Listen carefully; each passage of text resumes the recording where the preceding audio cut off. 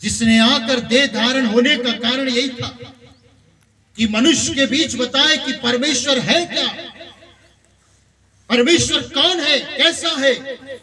ये सब कुछ अगर कोई दुनिया में अगर किसी ने बताया है वो परमेश्वर। इसलिए एक संत ने कहा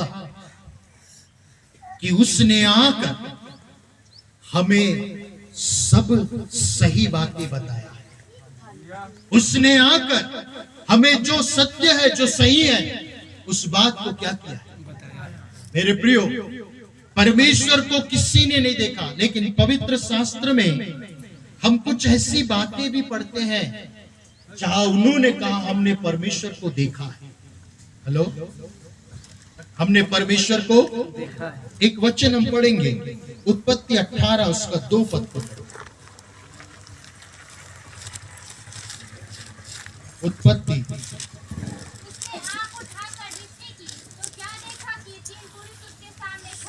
देखिए, आंख उठाकर देखा कि 3 पुरुष खड़े हैं। ध्यान से सुनिए, अब्राहम को परमेश्वर दिखाई दिया। पता है कैसे? अपनी महिमा के प्रकटीकरण में। हेलो, अपनी महिमा के प्रकटीकरण में उसने मनुष्य के समान, मनुष्य के स्वरूप में उनको दिखाई दिया, पर वह पूर्ण महिमा में नहीं थी। वो पूर्ण महिमा में मतलब एक झलक देखी उन्होंने उसको। उदाहरण के लिए ये मोबाइल है, इस मोबाइल को ओरिजिनल हमने नहीं देखा हो, लेकिन इसका एक कॉपी बनाकर, एक चित्र बनाकर उसका कुछ बातें दिया गया, लेकिन अंदर का फंक्शन क्या है पता? मतलब ऊपरी मनुष्य के स्वरूप में उनको क्या किया, दिखाई दिया। ध्यान से समझिए। इसलिए इसने क्या देखा, एक बार फिर पढ़ेंगे।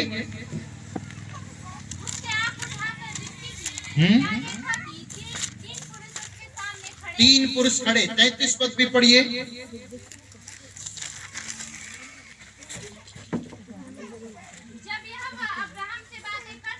हाँ, देखो तब क्या हो गया।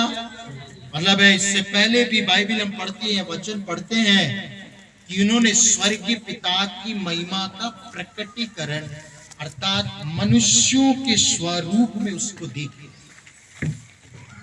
आप देखिए, अब्राहम ने देखा, मूसा ने भी परमेश्वर की पीठ को क्या किया, देखा। यहिजकेल और दानियल ने दर्शनों में परमेश्वर को देखा।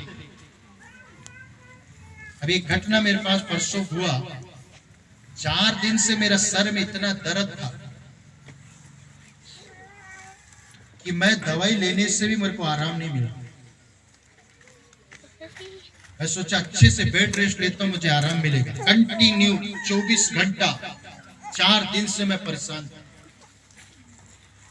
मैंने देखा स्वप्न में किसी व्यक्ति ने मुझसे प्रार्थना किया और मैंने एक ऐसा झलक देखा कि उसने प्रार्थना किया और प्रार्थना करने के बाद कोई ऐसा व्यक्ति आकर मुझे छुआ, और जब उठा तो मैंने देखा मेरा सर में दर्द नहीं, भारीपन है, लेकिन दर्द बिल्कुल नहीं।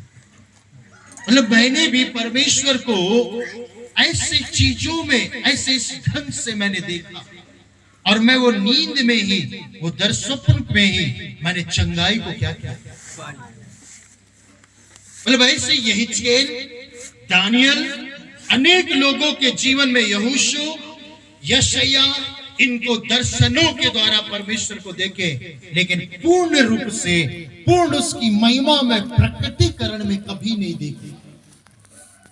किसी ने कभी नहीं देख पाया। पता है क्यों नहीं देखते?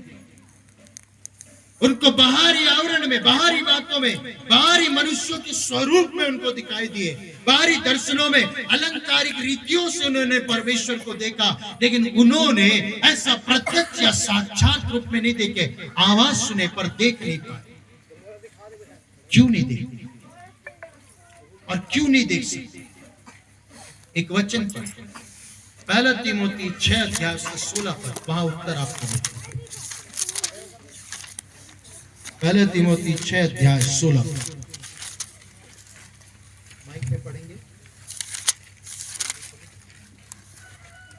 अच्छे से पढ़ना है।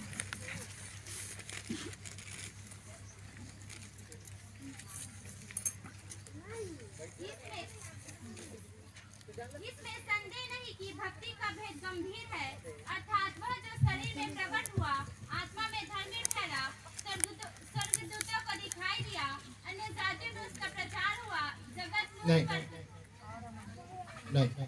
और अमरता केवल उसी की है हाँ, और वह अगम्य ज्योति में रहता है थोड़ा जोर से पढ़ेंगे। और अमरता केवल उसी की अमर, हेलो, अमरता अमरता, ये अमर नहीं, अमरता। अमरता का मतलब है कभी नष्ट नहीं हो सकता, कभी बदल नहीं सकता, कभी मृत्यु नहीं हो सकता। अमरता केवल उसी की है। और वह अगम्य ज्योति में रहता वो कहाँ रहता है? अगम्य का मतलब आप क्या समझते हैं? अगम्य में, हेलो, अगम्य का मतलब क्या होता है? जिस तक, गम्य का मतलब क्या होता है? आप लोग तो सब हिंदी संस्कृत पढ़े हुए लोग हैं। गम्य का मतलब क्या होता है? जाना। गम्य का मतलब नहीं पढ़े क्या?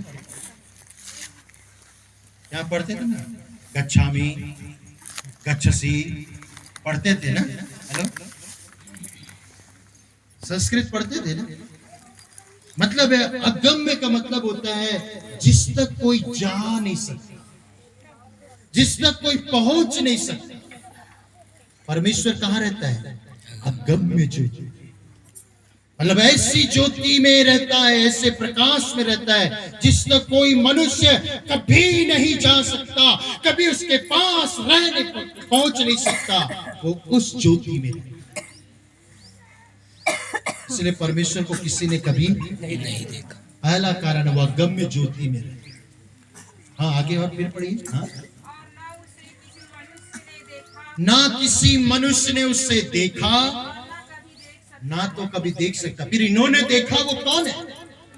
उन्होंने उसकी महिमा का एक झलक को देखे हैं। उस मनुष्यों के स्वरूप में उनका झलक को है वहां, लेकिन मनुष्यों के स्वरूप में आकर इनसे बातें करते, आंखें बंद किए प्रार्थना में तो दृश्य देखते, आवाज सुनते, लेकिन प्रकट रूप में वो कौन है, कैसा है, किसी ने कभी नहीं देखा। कारण क्या है? अगम्य ज्योति, मतलब जहां तक कोई पहुंचे, पहला। दूसरा कारण क्या है? पढ़े यूहन्ना 4:24,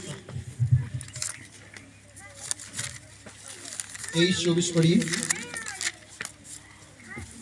परंतु वह समय आता है, वर्ग अब भी है, जिसमें सच्चे भक्त पिता की आराधना आत्मा और सच्चाई से करेंगे, क्योंकि पिता अपने लिए ऐसे ही आराधकों को ढूंढता है। परमेश्वर आत्मा है। परमेश्वर क्या है? आत्मा है। ध्यान से सुनिए, परमेश्वर क्या है? आत्मा है। आत्मा। इसलिए ये देह में रहने वाला मनुष्य कभी भी उसको देख ही नहीं सकता, कभी भी उसे देख ही नहीं सकता। आत्मा कभी देख नहीं सकते। हेलो, आत्मा को कभी दिखता ही नहीं। और कुछ लोग क्या बोलते हैं? हमने उसको देखा है। असली बात, दुष्ट आत्माएं क्या है ना, इंसान को भरमाने के लिए वो चीजों को ऐसा झलक क्या करती है। अब कौन सबसे ज्यादा भ्रमित करता है? कौन? शैतान सबसे ज्यादा भ्रमित करता है, शैतान। कोई नहीं देख सकता, क्योंकि वो कौन है? ध्यान से सुन, किसी ने देखा है बोला, लेकिन पूर्ण महिमा में प्रकटीकरण में उसे कभी भी नहीं देख सके हैं। वापस हम आएंगे यूहन्ना 1 उसका 18 पद, फिर से हम पढ़ेंगे। मैं आगे कुछ विषय आपको और बताऊं। परमेश्वर को किसी ने कभी नहीं देखा, एकलौता पुत्र जो पिता की गोद में है, उसी ने उसे प्रकट किया। इसका मतलब क्या है? किसी ने नहीं देखा है। अभी मैंने आपको बताया, क्योंकि वो अगम्य ज्योति में रहता है, वो आत्मा है। लेकिन पिता क्या लिखा है? उसी ने, फिर से, परमेश्वर को किसी ने कभी नहीं देखा, एकलौता पुत्र जो पिता की गोद में है, उसी ने उसे प्रकट किया। पिता की गोद में है, उसी ने उसे क्या किया? इसका मतलब क्या है? क्या गोद में बैठा है यीशु मसीह, पिता परमेश्वर का? इसका अर्थ ये है सबसे निकट। अगर कोई अनादिकाल से कोई सबसे निकट है, कोई स्वर्गदूत नहीं है, कोई संत, कोई मनुष्य, कोई जीव नहीं है, परंतु अगर कोई सबसे निकट है, सबसे करीब है, सबसे अधिक अगर कोई है, वो यीशु मसीह है जो परमेश्वर। मतलब है अगम्य ज्योति में अगर कोई पहुंचा हुआ है, अगर अगम्य ज्योति में से निकल कर कोई आया है, वो मात्र प्रभु यीशु मसीह। इसी को बोलते हैं पिता की, मतलब सबसे निकट, सबसे करीब, सबसे अधिक प्रेम, सबसे अधिक स्वभाव, सबसे अधिक चरित्र, जो कुछ भी है, वो सबसे निकट रहने वाला व्यक्ति कौन है? ये मेरे विषय में जाने, क्योंकि ये मेरे बाजू के रूम में रहता है, पर ये भी कम जानेगा। लेकिन मेरी पत्नी अगर ये मेरे साथ रहती, ये मुझे क्या करेगा? और वो भी कब? जब शादी हुआ उसके बाद जाने। पर बचपन से कौन जानेगा? मेरी माता मुझे। समझ रहे मेरी बात? यीशु ही परमेश्वर को प्रकट कर सकता था, इसीलिए उसने देह धारण लिया, क्योंकि वो पिता की गोद में, अर्थात सबसे निकट रहने वाला व्यक्ति केवल प्रभु यीशु। इसलिए यह है दिन, यीशु का जन्म हमारे लिए एक जानकारी, एक ऐसी अद्भुत जानकारी को लेने के लिए सबसे निकट रहता है। इसका मतलब यह है कि यद्यपि ईश्वरत्व में तीन व्यक्ति है, मैंने आपको बताया ना कौन कौन? हाँ, पिता, तीनों परमेश्वर है। हेलो, तीनों। लेकिन ये तीनों में ईश्वरत्व का दूसरा व्यक्ति कौन है? प्रभु यीशु। ईश्वरत्व में, परमेश्वर में दूसरा व्यक्ति ये प्रभु यीशु मसीह ने, जो पिता से परमेश्वर है, लेकिन एक अलग व्यक्ति है। वो क्या है? एक अलग व्यक्ति है। वो भी परमेश्वर, लेकिन वो क्या है? परमेश्वर में, ईश्वरत्व में। जैसे एक परिवार में पति पत्नी बच्चे होते, पति पत्नी, उसी प्रकार ईश्वरत्व में तीन व्यक्ति है। पिता है, प्रभु यीशु मसीह है, पवित्र आत्मा। तो पवित्र आत्मा को कोई स्त्रीलिंग में मत समझ। हेलो, परिवार का मतलब ये दिमाग में मत बैठाना कि परमेश्वर का पुत्र बोले इसका मतलब है कि कोई परमेश्वर की बेगम भी, पत्नी भी नहीं है। परमेश्वर का कोई पत्नी, इसका कोई नहीं। पुत्र के इसलिए बोला जाता है, क्यों परमेश्वर का पुत्र इसलिए बोलते हैं, क्योंकि वह मनुष्य रूप में आने कारण वो परमेश्वर का पुत्र कहते हैं। मनुष्य के रूप में आने के जैसे एक परिवार में पति पत्नी बच्चा, पर है क्या? एक परिवार। लेकिन जब अपने किरदार में देखे जाएं तो बच्चे अलग होंगे, पति अलग होगा। वैसे ईश्वरत्व में ये दूसरा व्यक्ति प्रभु यीशु मसीह जो था, वही उसने अपने जीवन और अपने कार्यों के द्वारा पिता परमेश्वर को अपने चरित्र, अपने स्वभाव, अपने क्रियाओं के द्वारा प्रभु यीशु मसीह ने क्या किया है? उसने प्रकट किया कि परमेश्वर का स्वभाव क्या है, परमेश्वर की इच्छा क्या है, परमेश्वर की योजना क्या है, परमेश्वर क्या चाहता है, उसकी विचार क्या है, उसकी भावना क्या है, उसकी सोच क्या है, उसका कार्य क्या है। ये सब कुछ प्रभु यीशु मसीह ने इस देह धारण होने के समय यही उद्देश्य के साथ इस पृथ्वी पर। इसलिए सामरी स्त्री ने बोली कि वो जाति, यहूदी जाति के लोग यरूशलेम में आराधना करेंगे और हम सामरी जाति के लोग यहाँ आराधना। तब उसने कहा कि हे नारी सुन, वह समय आता है ना इस जगह ना उस जगह आराधना करेंगे, परंतु सच्चे भक्त पिता की आराधना आत्मा और सच्चाई से करें। हमको अगर पेड़ के नीचे बैठा देना, वहां भी हमारे लिए, हेलो, घर में बैठ जाए, ये पंडाल के नीचे बैठ जाए, हमको जरूरी नहीं किसी एक भवन में हम बैठे, वो तो भवन हम इकट्ठा होने के लिए बनाया जाए, हमारा एक छांव हो, बैठ सके, भक्ति कर सकते। लेकिन सही क्या है? आराधना सही परमेश्वर आपको हर जगह मिलेगा। तो ये मत बोलना कड़ कड़ में मिलेगा, पता नहीं कब। विचारों को समझिए, यीशु मसीह ने इस रीति से परमेश्वर को क्या किया है? प्रकट किया।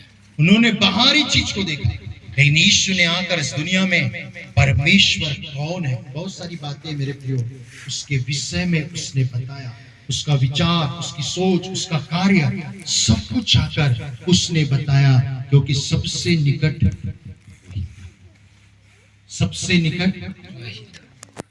तो यीशु मसीह को अगर हमने जाने, इसका मतलब है पिता परमेश्वर को जाना। एक वचन हम पढ़ेंगे, यूहन्ना 10 अध्याय 8 अध्याय उसका 19 पद।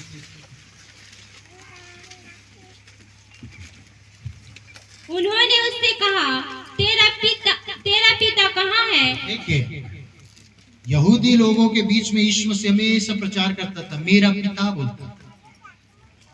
मेरा पिता मतलब मनुष्य रूप में आने के कारण, परमेश्वर स्वर्ग में होने के कारण, उसी को पुत्र का मतलब होता है एक समान व्यक्ति। जब ये बोलता था मेरा पिता बोलता था तो समझ में नहीं आता था, वहां के विद्वानों को समझ में, मेरा पिता बोलता था तो समझ, तो उन्होंने पूछा तेरा पिता कौन है, कहाँ रहता है? तब आगे पढ़िए। यीशु ने उत्तर दिया, न तुम मुझे जानते हो न मेरे पिता को, यदि मुझे जानते तो मेरे पिता को भी जानते। यदि तुम मुझे जानते तो मेरे पिता को भी जानते। मतलब यीशु मसीह बोला मैं पिता को साथ लेकर ही रखा हूं, लेकिन तुम समझ नहीं पा रहे। मतलब वो अगम्य ज्योति को में रहने वाले उसके गुण और स्वभाव को अपने द्वारा प्रकट कर रहा हूं। अगर जिस दिन तुम मुझे जानोगे, तुम उस विधाता को भी जानोगे, उस परम तत्व को भी तुम क्या करोगे? जान लो। उस परमात्मा को तुम क्या करोगे? जान लोगे।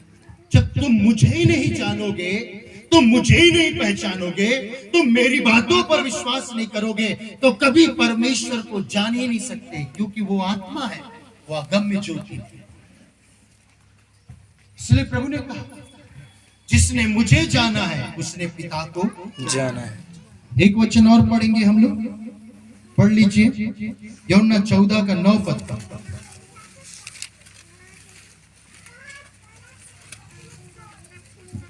यीशु ने उससे कहा, हे फिलिप्पुस, सॉरी, उसके 7 पद से पढ़ेंगे। यदि तुमने मुझे जाना होता तो मेरे पिता को भी जानते, और अभी से जानते हो और उसे देखा भी है।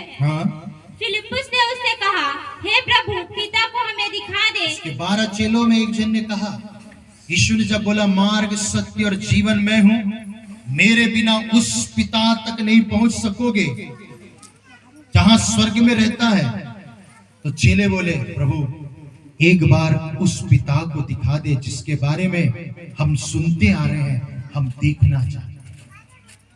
तब यीशु ने क्या उत्तर दिया? यीशु ने उससे कहा, हे फिलिप्पुस, मैं इतने दिन से तुम्हारे साथ हूँ और क्या तू मुझे नहीं जानता?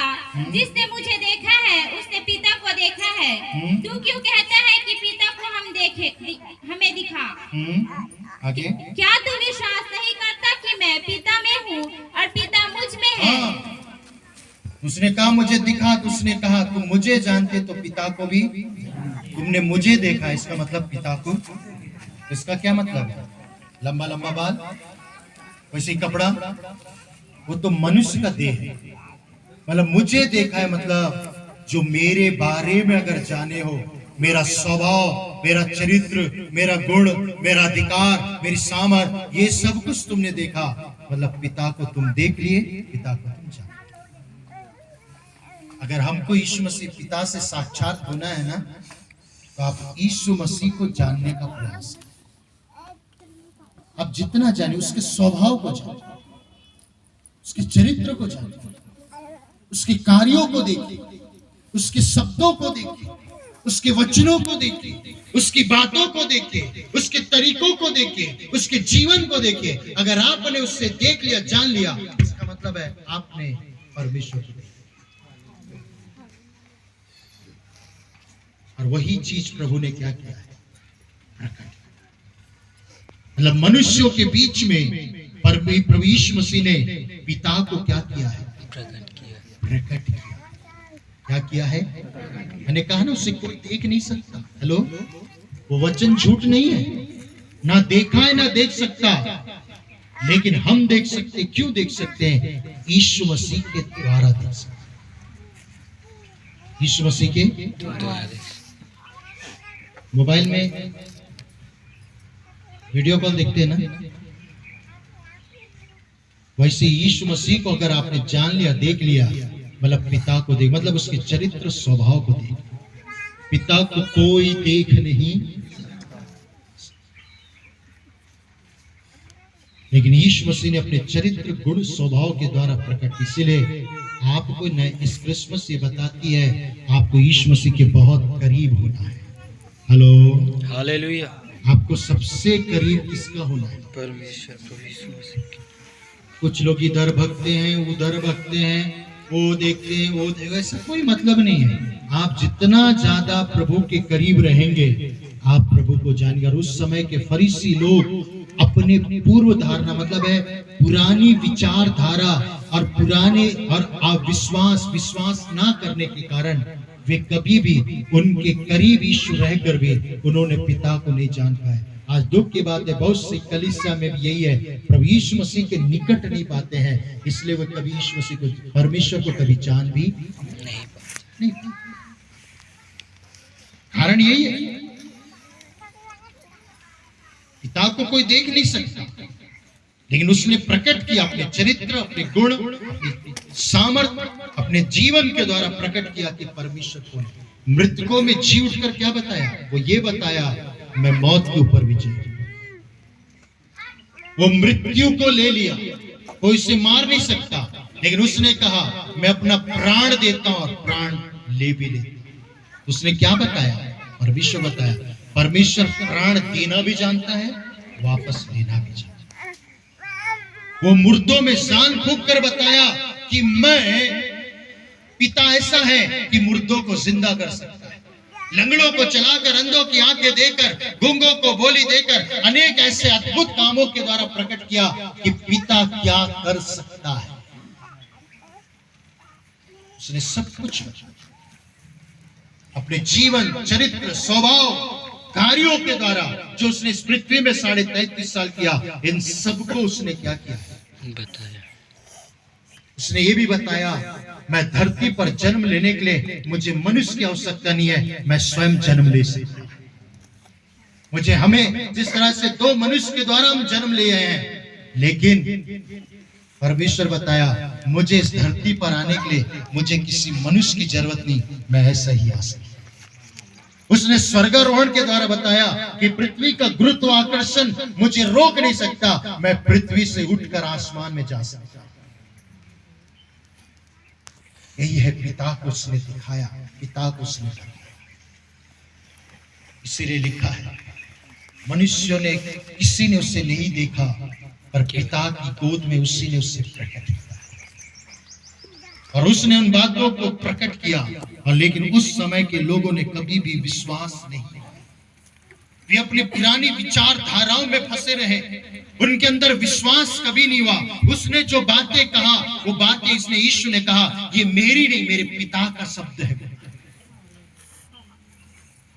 मैं जो कर रहा हूं मेरे पिता को करते हुए देखता हूं, वो करता हूं। मतलब है, पिता स्वर्ग में दिखाता था, दृश्य दिखाता था, मैं मुर्दों को जिंदा करता, तो पृथ्वी पर पुत्र दिखाता था, ऐसा पिता पानी पर चलकर, तो पिता वहां स्वर्ग से पुत्र को दिखाता था, यीशु को पानी पर चलकर। तो पृथ्वी पर मनुष्य को जो देहधारी था वो भी ऐसे दिखाता था, पानी पर परमेश्वर चल सकता। मतलब एक एक बातें, ऐसा कुछ नहीं था जिसने उसे छुपाया। इन 33.5 साल में प्रभु यीशु मसीह ने परमेश्वर को इतने सुंदर ढंग से प्रकट किया जो किसी ने नहीं किया। बस किसी ने हाथी का पूंछ पकड़कर बोल दिए ये पूंछ के जैसा है, पैर पकड़कर बोले पैर खंबे के जैसा है, उसकी पीठ की तरफ हाथ फेर कर बोले दीवाल के जैसा है।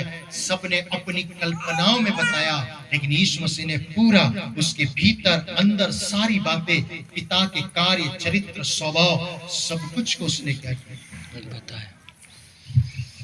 इसलिए उसने देह धारण किया, इसलिए उसने देह धारण किया। और मेरे प्रियो, एक वचन हम पढ़ेंगे फिर समाप्त करेंगे, यूहन्ना 3:34।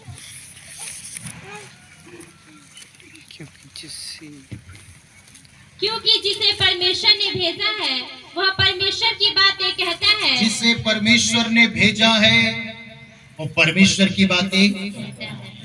यीशु मसीह ने जितनी भी बातें बोला है वो परमेश्वर की बातें, कोई मनुष्य देख नहीं सकता, उसकी बातों को बताया। तो हमको तो कितना सुसमाचार को पढ़ना और उस पर विश्वास करना। मतलब जो भी हम यीशु के बारे में अगर सुन रहे थे वो उसका नहीं है, पर पिता का है। किसका है?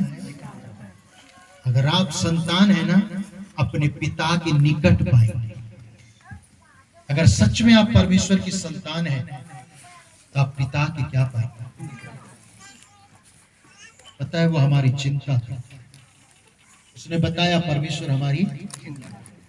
मैं 4 दिन से मैं जिस दर्द से पीड़ा में था, मैंने उस दिन महसूस किया पिता मेरी चिंता। फिर मुझे ये नहीं है, वो नहीं है, वो चाहिए, ये चाहिए, मुझे क्यों चिंता? मुझे अपना काम, मुझे पिता के पास रखना है। वो तो मुझे बिना मांगे ही कई चीजें देता है, तो क्या मांगूंगा तो वो मुझे नहीं देगा अगर उसकी इच्छा है। मतलब जैसे बाप अपने बेटे को कितने सुंदर ढंग से चलाता है, वैसे ही पिता परमेश्वर यीशु मसीह के जरिए हमें चलाता है, समझाता है। और यीशु इसीलिए देह धारण हुआ कि वह पिता को क्या करे, प्रकट। और उसने कैसे प्रकट किया? लिखा है पवित्र आत्मा उसके ऊपर उतर। उसका जन्म कैसे हुआ? पवित्र परमेश्वर की आत्मा के द्वारा। दूसरा, पवित्र आत्मा का बपतिस्मा पाकर पवित्र आत्मा ही चला। इसका मतलब कौन है? पिता की आत्मा ही उसको चला। उसने बताया कि सच में परमेश्वर एक व्यक्ति के अंदर होगा, उसकी आत्मा के द्वारा। देह धारण हुआ है स्वयं परमेश्वर, लेकिन परमेश्वर अपना आत्मा भेजकर उसके अंदर रखा। और यीशु को क्या बोलना है, क्या करना है, क्या नहीं करना है, ये सब बातें क्या करता है। लेकिन आजकल के विश्वासी क्या मालूम है? पवित्र आत्मा पाए हैं, पवित्र आत्मा एक तरफ है, अपने आधे दौड़ते, अपने ही आधा अपनी तरीके से दौड़े। इसलिए तो पिता जब तुमको बताया ही नहीं तो फिर करने की। मैं इसीलिए ना प्रभु से मैं पूछता हूं, प्रभु मुझे कहां जाना है प्रचार? मेरे को आजू बाजू कोई मिले और मेरा काम है बताना। लेकिन कई बार प्रभु मुझे ये बताता है कि मुझे कहां जाना है, क्योंकि पिता अपनी आत्मा के द्वारा हमें बताता है, हमसे बातें करता है। जैसे यीशु में पिता को प्रकट किया कामों, स्वभाव, चरित्र के द्वारा, आज कलीसिया भी पिता को संसार में प्रकट कर सकता है, लेकिन पवित्र आत्मा पाकर अपनी विचारों में नहीं, परमेश्वर की आत्मा के द्वारा। और आज इंसान वो नहीं कर रहा, इसलिए आज कलीसिया परमेश्वर को प्रकट नहीं कर पा रहा। यीशु परमेश्वर को प्रकट किया, यीशु परमेश्वर को क्या किया? पिता को प्रकट किया। अब वो जिम्मेदारी कलीसिया को दिया। इसलिए प्रभु ने कहा, यदि तुम में से प्रेम रखते हो, मेरी आज्ञाओं को मानेंगे, और मैं पिता और पुत्र आकर तुम में वास करेंगे। मैं तुम में होकर, कलीसिया में होकर संसार जानेगा कि तुम पिता में हो, तुम परमेश्वर में हो। पर कब? जब तुम खुद पिता में हो। लेकिन आज दुख की बात है, कलीसिया प्रभु भटकते जाते हैं, कभी इधर कभी उधर, कभी सांसारिक विचारधारा, आत्मिक विचारधारा में कोई नहीं रहना चाहता है, सांसारिक विचारधारा में। इसलिए किसी भक्त ने एक बात को कहा है, अगर दो व्यक्ति इस दुनिया में प्रभु के नाम से इकट्ठे हुए हैं, अगर दोनों व्यक्ति आत्मिक है और उनमें से एक व्यक्ति आत्मिक बातों को छोड़कर वो संसार की बातों की ओर जाए और तुम्हें कहे कि हम दोनों एक साथ तभी रहेंगे जब मैं जो संसार का विचार सोचता हूं, एक आत्मिक व्यक्ति भी मेरे विचार सोचे। मतलब है, तू आत्मिक विचार को त्याग दे और मेरे समान तू संसारिक विचार को ग्रहण कर ले, हम एक रहेंगे। तब किसी भक्त ने इस प्रकार से कहा, याद रखना, आत्मिक बातों के लिए वो तेरा साथ रहने वाला एक संसारिक विचारधारा में रहे, व्यक्ति को बदल देना, लेकिन आत्मिक बात को कभी मत बदल। आत्मिक बात को कभी, क्योंकि ये बदल दिया तो तेरे साथ कभी पिता नहीं होगा। ये व्यक्ति तुझे छोड़ दे कोई बात नहीं, पर पिता तेरे साथ रहना चाहिए। यही बात है। और आजकल लोगों को आत्मिक नहीं, संसारिक मिला, उधर भी गए, तो क्या होता है, इन दोनों के बीच अलग हो जाता है। यीशु पिता के साथ अंतिम समय तक रहा, आपको पता है। सिर्फ एक बार क्रूस के ऊपर उसने रोया, पिता तूने मुझे क्यों? उसको कभी नहीं छोड़ा था। एक बार, वो भी किस लिए?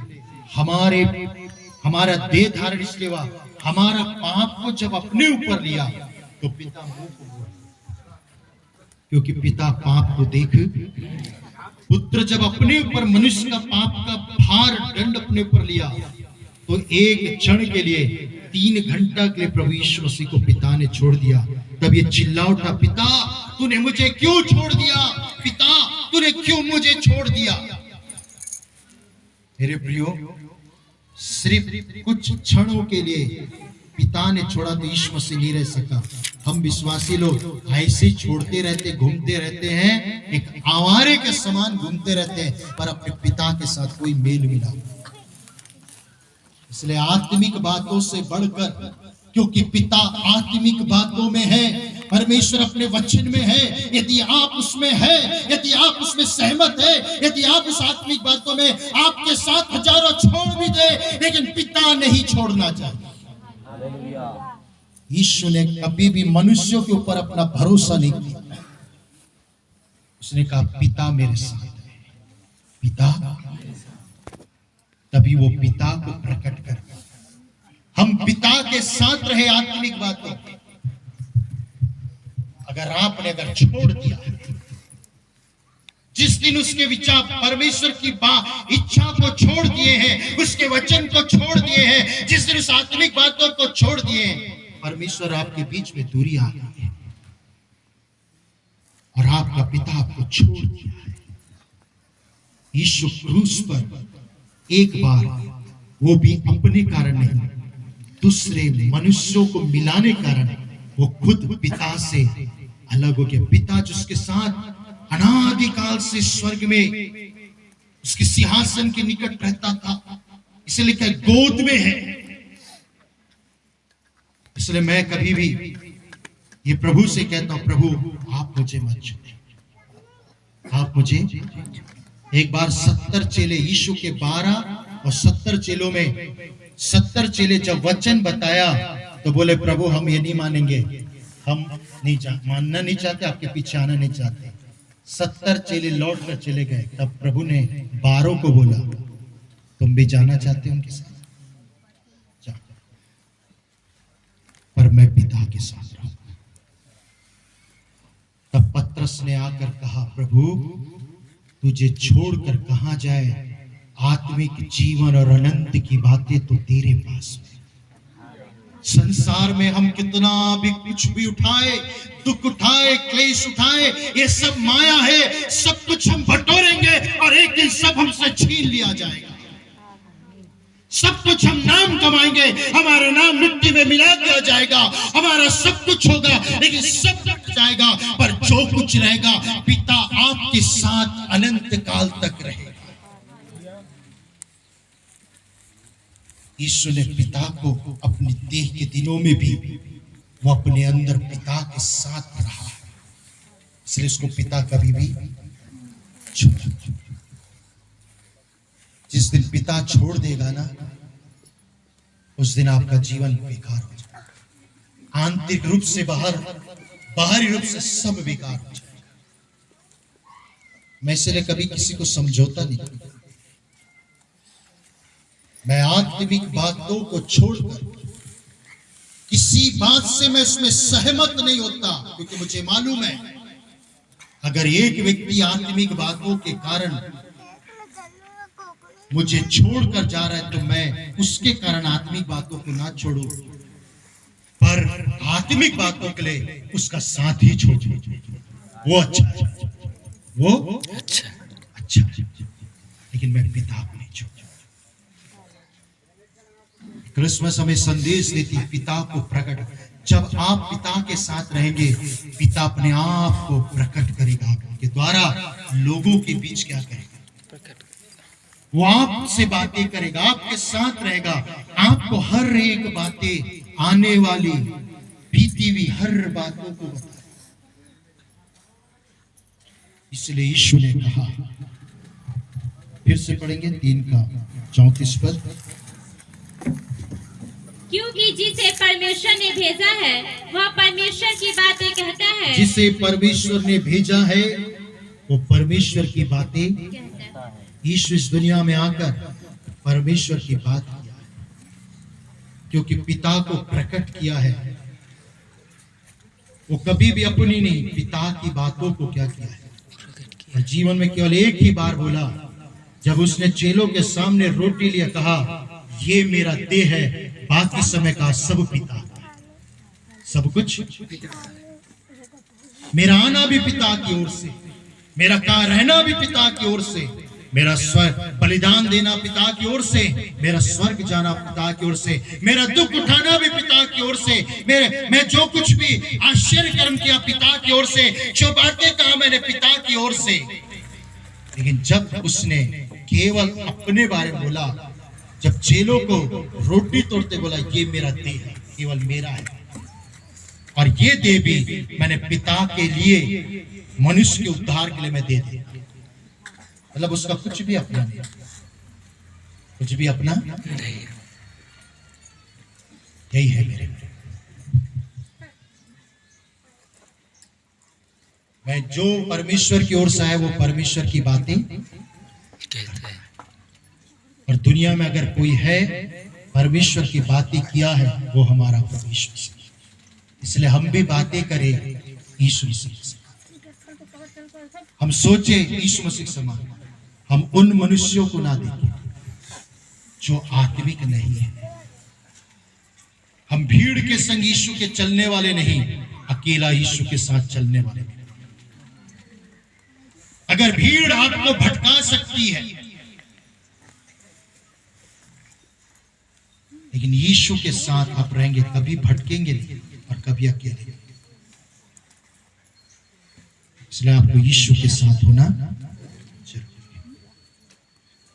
और यीशु मसीह ने पवित्र आत्मा के द्वारा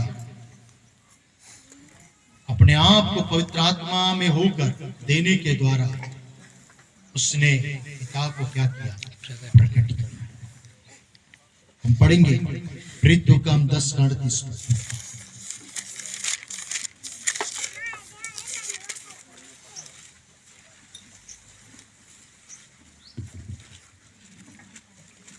परमेश्वर ने किस रीति से यीशु नासरी को पवित्र आत्मा और सामर्थ से अभिषेक किया, वह भलाई करता और सबको जो शैतान के सताए हुए थे अच्छा करता फिरा, क्योंकि परमेश्वर उसके साथ था। परमेश्वर उसके पिता उसके साथ था, इसलिए वो कार्य होता। अगर आपके साथ पिता है, पवित्र आत्मा है, तो आपके साथ भी आपके जीवन में काम होते हैं। इसलिए पिता से कभी अलग नहीं। वो 70 चेले कौन थे?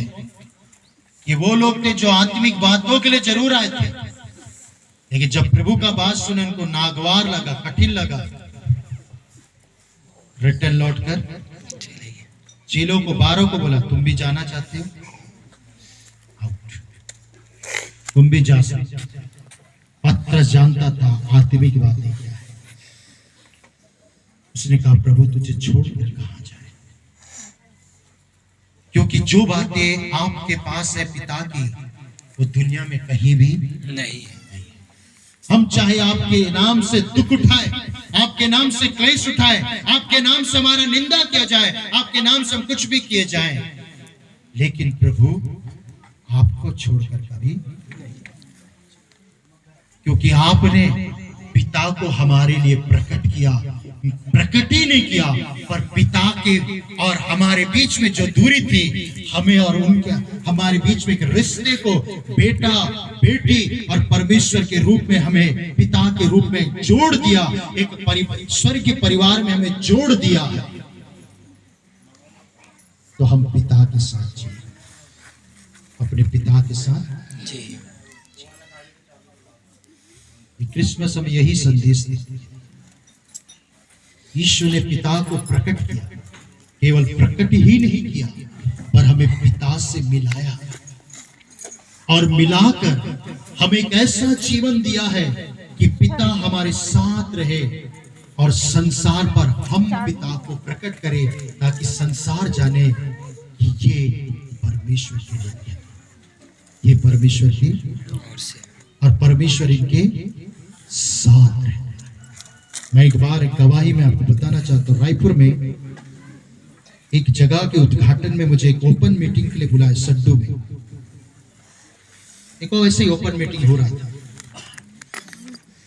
तो मेरे को संदेश वक्ता के रूप में मुझे जब बुलाए, गीत आराधना हुआ, मैं बैठा था, ऐसे चेयर में बैठा था। मैंने एक व्यक्ति को देखा कि वो हाथ में एक साधारण सा बैग लिया है, बैग लेकर वो उधर से आकर उसको बाहर बैठा था, उसको निमंत्रण दिया कि आप आइए, बैठिए, ऊपर में स्टेज में बैठिए। जैसे वो आया तो मैं अपनी आंखें बंद किया था, पवित्र आत्मा ने मुझसे एक बात कहा, इस व्यक्ति के साथ परमेश्वर। मैं आंखें खोला तो देखा वो व्यक्ति आ रहा है। मैं सोचा ये व्यक्ति से मैंने कभी मिला नहीं हूं, लेकिन प्रभु मेरे को बता रहे इसके साथ रहते। उसके बाद दूसरे दिन मैंने एक भाई जिसने मीटिंग में ले गया, वो उसका परिचित था। मैंने पूछा, एक भाई है, जानते हो उसको? बोला हाँ मैं अच्छे जानता हूँ। मैंने कहा प्रभु ने उससे कहना प्रभु उसके साथ रहता है। वो बोला आपने करेक्ट बोला है, क्योंकि हमने देखा है उसके जीवन के कार्यों के द्वारा परमेश्वर उसके साथ रहता है। मतलब मुझको आभास हो गया, पवित्र आत्मा बताया कि परमेश्वर उसके साथ। तो परमेश्वर हमारे साथ होना, दुनिया सब किनारे हो जाए कोई बात नहीं, और हमारा पिता हमें छोड़ना नहीं चाहिए। अपने स्थान में, अपनी आंखें बंद